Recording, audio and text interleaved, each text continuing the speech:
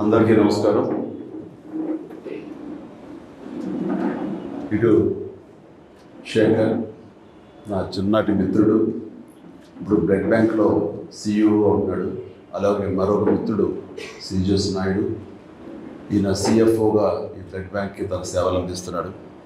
Sir మీకు అందరికీ తెలుసు, స్వామినాయుడు అలుపెరగని సైనికుడిలాగా మనల్ని తన జీవితాన్ని అంకితం చేసి ఇట్లా కొనసాగిస్తాడు. అది నాకు ఎనలేని స్ట్రెంగ్త్.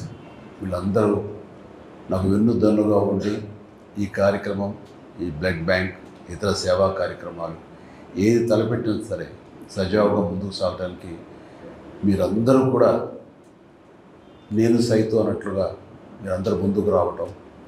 కాబట్టి ఇది ఈ రోజున ఒక నిరంతర జీవనదిలాగా ఈ సేవా కార్యక్రమం సాగిపోతూ ఉంది. రేపొద్దున మనం ఎక్కడున్నా, ఎలా ఉన్నా, ఏమైనా ఈ సేవా కార్యక్రమం మాత్రం ఆగదు. ఇది నిరంతరం ముందుకు సాగిపోతుంది. దాని ప్రకారం ప్రారంభమైంది. నా రక్తం పంచిన, రక్తం ఇచ్చిన నా తమ్ముళ్ళు, నా సోదరిమణులు, వీళ్ళందరి యొక్క సహకారంతో ఇది కొనసాగుతుంటుంది. ఇది జీవితంలో నాకు ఎనలేని సంతృప్తి. దానికి కానీ ప్రతి ఒక్కరికి నా హృదయపూర్వక ధన్యవాదాలు ఎప్పుడూ తెలియజేసుకుంటూనే ఉంటాను. ధన్యుడి. మనం ఏదైనా ఒక మంచి చేయాలి అని అనుకుంటే దాని ప్రతిఫలం ఆశించకూడదు. మన లక్ష్యం ఏమిటి, అది చేరుకోవడం కోసమే మన ప్రయత్నం ఉండాలి తప్ప దాని పర్యవసానం ఏమిటి, దాని ఎండ్ రిజల్ట్ ఏంటి, దాని ప్రతిఫలం ఏంటి అనేది మాత్రం ఆశించకూడదు. అలా ఆశించి నేను చేయలేదు. ఈ తలపెట్టినప్పుడు రక్తం అనేది ఇవ్వటం అనేది చాలా గగనం. ఎవరు ఇచ్చేవాళ్ళు కాదు, ఇవ్వడానికి మానసిక ధైర్యం కూడా లేదు ఎవరికి. ఇస్తే ఏమైపోతాం, బలహీనపడిపోతామేమో అన్నట్టు ఇవ్వలేని పరిస్థితి. ఆ ఇచ్చేవాళ్ళు ఎవరైనా ఉంటే కనుక బ్లడ్ బ్యాంక్ వెళ్తే 4 డబ్బులు వస్తాయి అంటూ గట్టిగా పేదరికంలో ఉన్నవాళ్ళు, కూలీ నాలి చేసుకుంటున్న వాళ్ళు మాత్రమే బ్లడ్ బ్యాంక్, ఆయా బ్లడ్ బ్యాంక్స్ వాళ్ళకి తీసుకుని వచ్చి డబ్బులు ఆశ చూపించి ఆ బ్లడ్ని తీసుకునేవాళ్ళు. అంతే తప్ప నిజంగా ధారాళంగా ఈ రోజున మీరు అందరూ ఇస్తున్నట్లుగా అలా ఇచ్చే రోజులు కాదు. అలాంటి పరిస్థితుల్లో నేను ఎన్నోసార్లు చెప్పాను, కానీ మరొకసారి చెప్పుకోవాలనిపిస్తుంది. మనం రక్తం దొరకక, సమయానికి అందక ఎంతోమంది చనిపోతున్నారు. ఒక 2 బాటిల్స్ రక్తం దొరికితే కనుక ప్రాణాలు నిలబడేవి అని అన్ని పేపర్లో వచ్చినప్పుడు నాకు చాలా ఆశ్చర్యం వేసింది. అప్పుడు కూడా నాకు అవగాహన లేదు. నేను కూడా ఈ షూటింగ్ నిమిత్తం అలా ఉండి బిజీగా ఉండే ఆలోచనలో ఎప్పుడూ వాటి పక్క దృష్టి సారించలేదు. అది తెలుసుకున్న తర్వాత చాలా నిద్ర పట్టలేదు నాకు.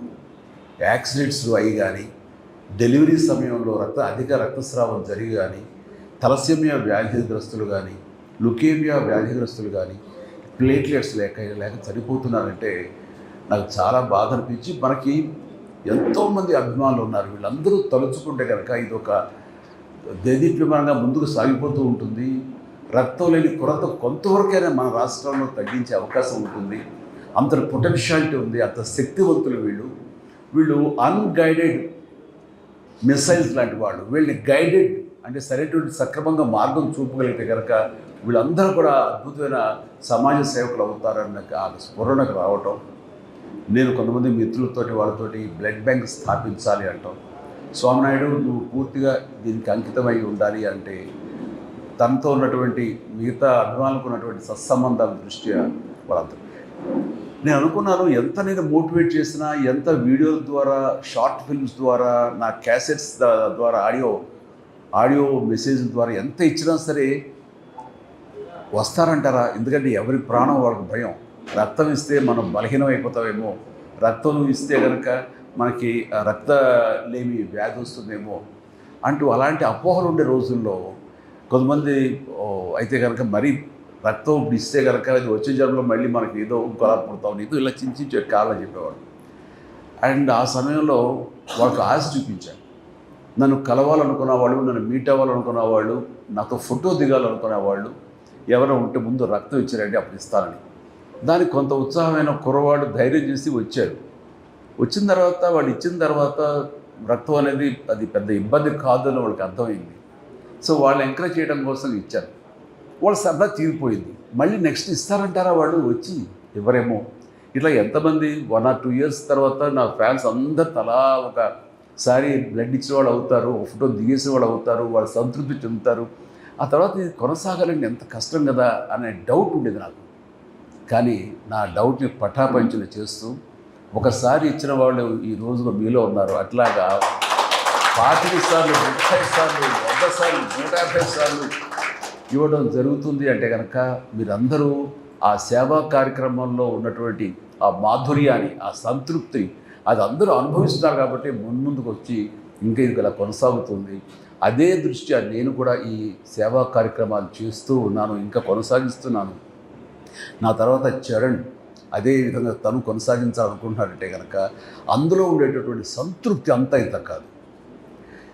ఏదైనా సరే నేను ప్రతిఫలం ఆశించకూడదు, తిరిగి ఇలా బౌన్స్ బ్యాక్ అయి వస్తుంది, మనం మంచి చేస్తే మంచి వస్తుంది, చెడు చేస్తే చెడు వస్తుంది అని ప్రగాఢంగా నమ్మేవాడిని. కానీ అది ఆశించి కాదు, మన ధర్మంగా నేను నెరవేర్చుకుంటూ వెళ్ళిపోతుంది. సమాజం నాకు ఇంత ఇచ్చినప్పుడు ఈ సమాజం రుణం ఏమి ఇచ్చి తీర్చుకోవాలని ఉత్తమ మాటలు అంటాం కాదు, ఇలా ఇచ్చి తీర్చుకోవాలనేది నేను ప్రాక్టికల్గా చేస్తాను.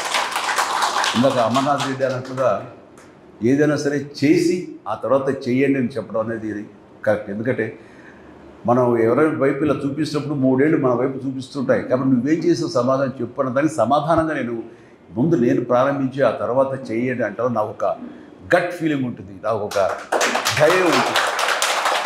సో అలాగే నేను చేయడంలో కృతకృత్యుని అయ్యాను ఈ రోజున. కానీ ఈ చేసే దాంట్లో మంచి తిరిగి ఎలాగ వస్తుంది, ఒక రక్షణ కవచంలాగా మనం ఎలా కాపాడుతుంది